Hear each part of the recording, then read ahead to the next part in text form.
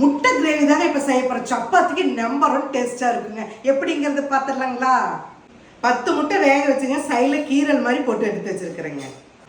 3 spoon கல்லெண்ணெய், பட்டை, கிராம்பு, சோம்பு, பொடியாக நறுக்கணும் 4 வெங்காயம், 4 தக்காளி பொடியாக நறுக்கினது,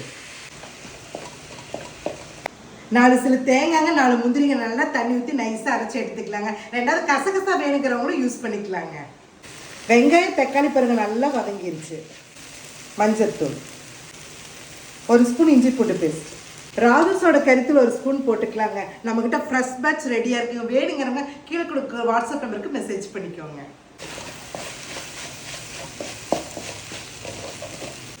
அரைச்சி தேங்காய் விழுது, கொஞ்சமாக தண்ணிங்க, நல்லா தலப்படப்படன்னு கொதி வரணுங்க. அப்படியே திரண்டு வர சமயத்தில் தான் முட்டை போடணும்.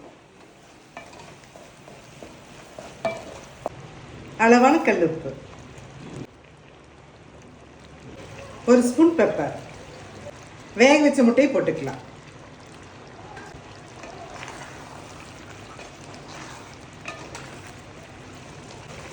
மேலால கொத்தமல்லி தழை போட்டுக்கலாங்க.